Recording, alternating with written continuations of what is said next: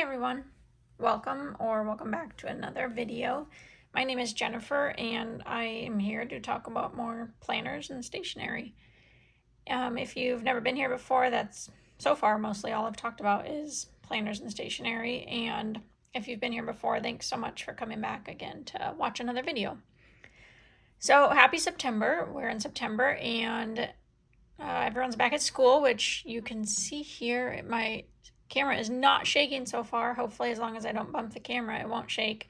But I am not sitting in my car at a soccer practice. I am actually at my desk and able to film a video and use both hands. So that's pretty exciting for me and hopefully for everyone else, because I'm sure you're sick of a little bit of shakiness in my videos.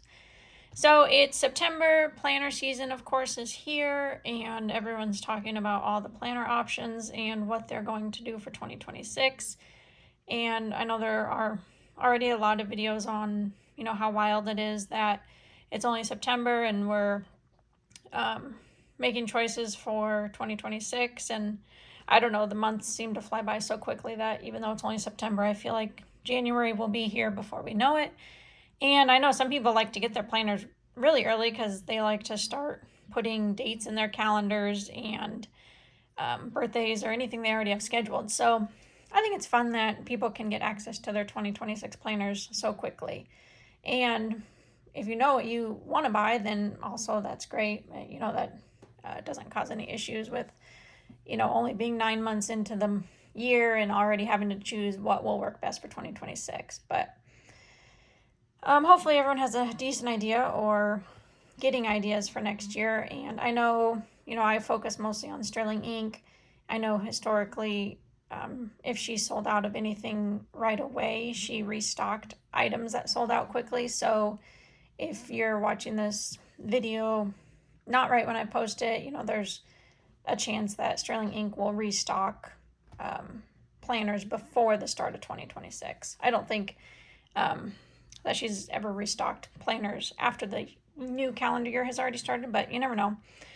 So her release is out today, and she has so many beautiful options in her store, and I know everyone is excited for all the new options. And I know some people were disappointed with the lack of new colors that she had for this year, and I can understand that point of view, but to be quite honest for myself, I'm deciding more and more, realizing more and more that I actually really like it when there are less options. So for me, I'm kind of thankful she didn't add new color options, because it would just be one more thing for myself to have to figure out what I want to do. So it works out for me, and I'm okay with no new planner cover options. And I'm sure as a business it's easier to just stick with what's working, and there already is a wide variety, so maybe it's not necessary to add more. So today I don't really have a big plan of what I want to talk about. I mostly just wanted to say hi and see how everyone's planner choices are going for 2026. If you are sticking with what's been working well for you this year, or are you going to switch it up for next year? I'm always amazed by the people who just buy the one planner and stick with it all year. That's my goal every year, and so far it never works for me super well.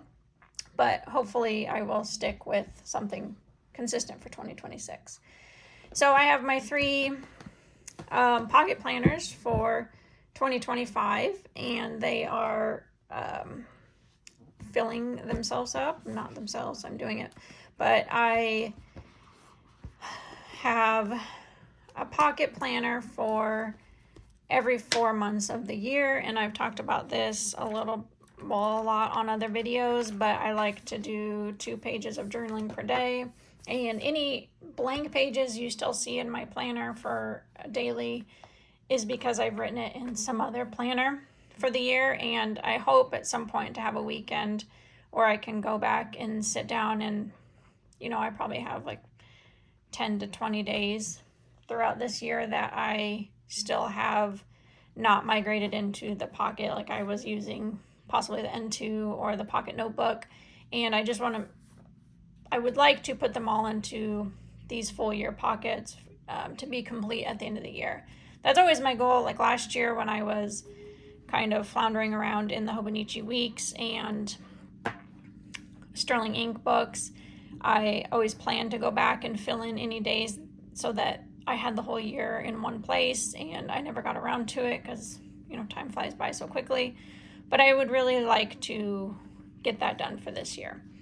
So I do 2 pages per day, and so obviously I need more than one book for the year because I'll go through the notes pages, and then I also use the back pages.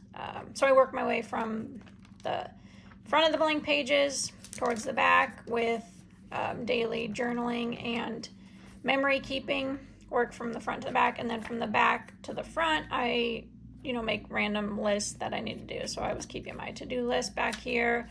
Also in the back I was trying to only focus on my planner woes and paper woes, figuring out what notebooks I wanted to use. So I do a lot of that writing back in the back so that someday if my kids want to read through these, they'll know they can mostly skip the stuff in the back because it's me just talking about my planners, which they have to tolerate on a daily basis anyway by listening to me talk about my planners and what I'm doing. And then I also just use back pages as testing pages for inks and more planner woes, and then just any random list. Like if we're traveling and I need to make a to-do list or a packing list, I'll make those in the back. And so you can see for the first book of the year, so this was from January to the end of April, I made it, I think I just counted this earlier, I had about 40 pages that I didn't end up using. So a little wasteful, but not terrible that I made it through that many pages in the book in the first 4 months. And then I've also talked about this before, but I'll comment on it here. And I don't do it consistently well, but for these last 4 months, I'm really hoping to buckle down and make a point of using all the weekly pages. So I use because I use 3 books in 1 year, I basically have 3 sets of weeks that I can use for the 4 months I'm using it. And so for 1 set of weeks, I use actual planning. So I plan out our week in 1 set, and then in another set I'll redate it. Depending on if I had my whiteout with me. I didn't redate these, and I obviously didn't fill them in. But when I fill them in, sometimes more consistently than others, I write down my Bible reading and gratitude and then prayers for the week on this side. And so far this year, I haven't used the 3rd set of weekly pages. Here's one where I redated it. Didn't fill it in, but I got around to redating it. I actually keep, I'm currently reading the Bible on my phone because it's just easier, because sometimes I'll read it while walking. I have to multitask to try to get everything done in a given day that I want to do. So I read the Bible on my phone, and then in the notes app on my phone, I make note of what I read in the Bible that day. So I have it all documented just in the notes app, but I, ideally will come and write it in here with my gratitude and prayers. So then I have a 3rd set of weeks that so far this year I have not used, but these last 4 months I really want to challenge myself to make use of them. I'm just trying to decide what the best option is. I'm leaning towards doodling. I always think it's so fun and cute when people doodle, and I, at this point in my life, don't have the creativity to come up with doodles on my own, so I would definitely have to just look at like a doodle challenge. I've seen those, or even just seeing what other people doodle and replicate it myself just to get better at it and practice. So I would redate it and then have this little space to make some little doodles, and then the blank page to make more doodles, or handwriting, maybe work on handwriting or hand lettering. So that's my goal. The other idea is to keep track of expenses, but the reality is I'm terrible at getting out my notebook to write down my expenses. I keep it all in an Excel spreadsheet, which I already struggle getting to that daily. I usually have like a whole week at a time that I'm going to fill in for our expenses, so I don't know that I really want to come in and write a whole week's worth of spending in my tracker here when I have it in Excel. I don't know. We'll see. So that's how I use the book. Here's the second one. So this would be May through August. And these covers are gorgeous. This one is a Chic Sparrow. And I never know if I'm pronounced that correctly. I should find out. And Jenica's Journals, which I also am assuming I'm pronouncing correctly, are these two covers. And they're all really gorgeous.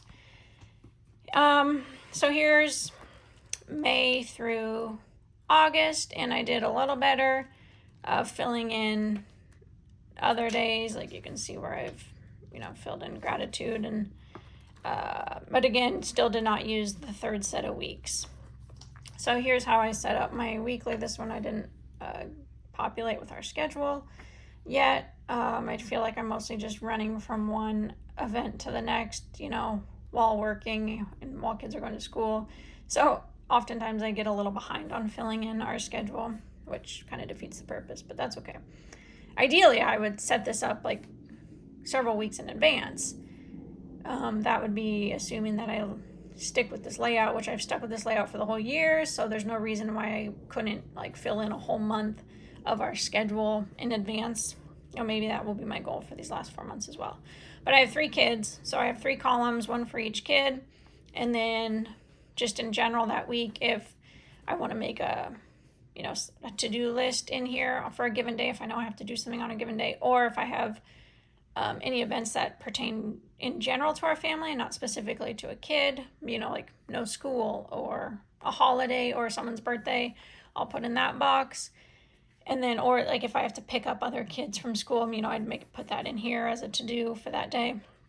And then my general to-do list for the week, and haven't been consistent about keeping track of meals because mostly I'm trying to throw something together and not planning in advance. But also a goal of mine is to plan in advance for our meals so I can get better at meal planning and shopping accordingly for those meals. So I would keep track of that there. But mostly what I do here is after I've made the meal, then I go and write it down, which I guess it's documented then. And then I know, if I'm making tacos too often, and that's why people are complaining about it. But tacos are easy, so I love them.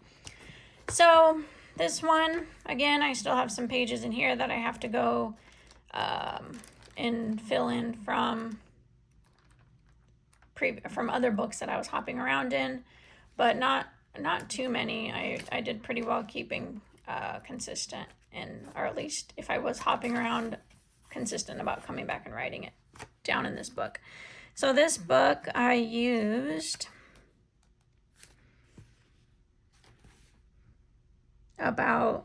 I did not use about 50 to 60 pages. So again, a little bit wasteful, but these last 4 months, I really want to figure out or challenge myself to try to use all of them.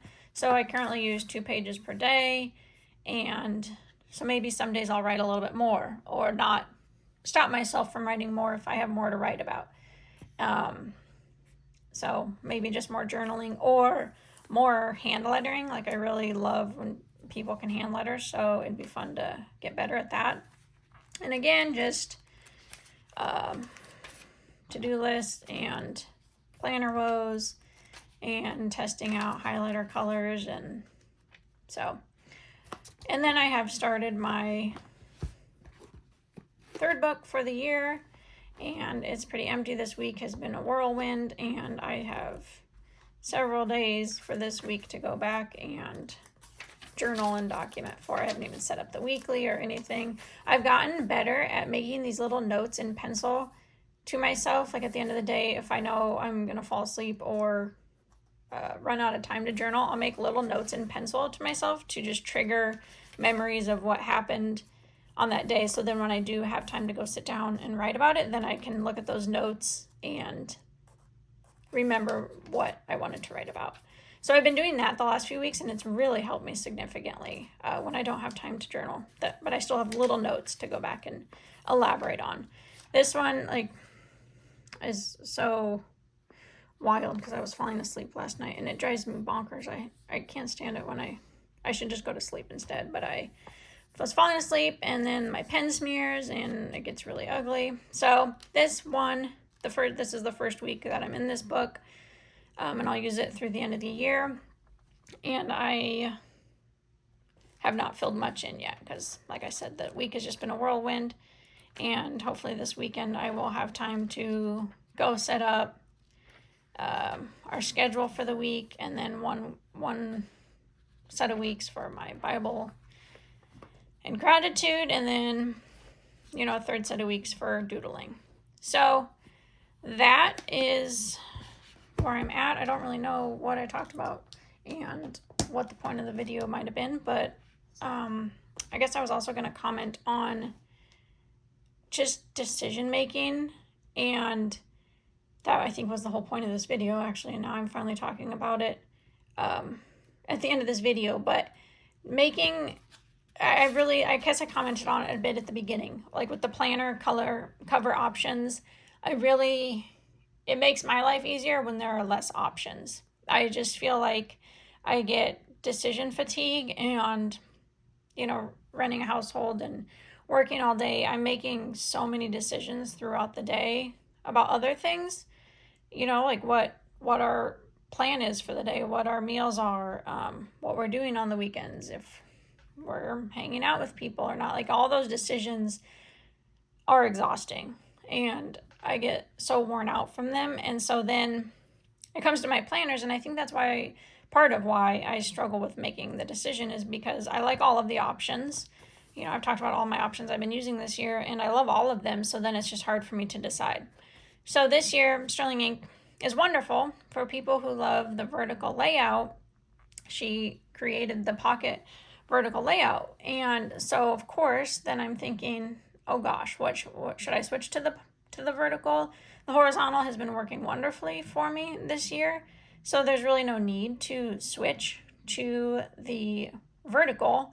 But of course, since the option was there, then I start thinking about it and considering it and thinking, oh, will that make my life better somehow? Will I be more productive if I have a vertical layout instead of horizontal? Which is obviously outrageous to think that the structure could make my life more productive. It's me going out and actually getting things done that will make it productive. I realize that, but you can't help the way your brain wants you to think sometimes. And so I made these vertical layouts earlier this week to see what I think of them, and it's super cute, and of course I love the way it looks. And I filled it in, you know, with our schedule, and I can do a to-do list and, you know, squeeze my meals in. It's a little narrow, so it's obviously I'm having to write pretty tiny to get it in there. And then our schedule at the bottom, and I love it. But last year was so easy for me because Sterling Ink had the one option. She had the pocket horizontal full year, and if I wanted pocket size, then that was my one option. So now there's 4 options. You know, you have the pocket horizontal full year, the pocket horizontal compact, and then the same for vertical. The vertical full year and the vertical compact. And only one color of each, which makes it, of course, easier to, people might like more options, but makes it easy for me that there's only one color, because then I don't have to worry about if I'm making the wrong choice, which I know there's no wrong choice, but, you know, you don't want to get sick of a color or not like it. So I'm glad she added the vertical, but then, of course, it just added a little bit of, not stress, but, you know, decision fatigue again, trying to decide if that's what's best for me. So in the end, I decided that the horizontal is what's been working well enough for me all year. So I'm gonna just stick with what I know, what's been working, and continue with the pocket horizontal full year. And that is my plan. I submitted my order, so this morning, when I get it, you know, it could take a while to ship, which is perfectly understandable. I'm very excited for her that she has been so successful with creating this planner, and everyone loves it. So she'll be very busy fulfilling orders, so it'll be a while before those orders come in. But when they get here, I'll show it, but I think it'll look pretty similar to what I have here. So if you've made it this far into the video, thanks so much for watching. I really appreciate you being here and following along on this journey. I'm a little behind on answering comments, but that's also on my list, is to reply to all of you, because I love it when you make comments. I love reading them. Sometimes I'm just a little slower to reply. So please forgive my slowness, but I love that you're here and I love that you make comments. So thanks for watching, and let me know if you submitted your order for Sterling ink and what you ordered, or if you went with a different brand, what brand you chose and what you're loving. Thank you.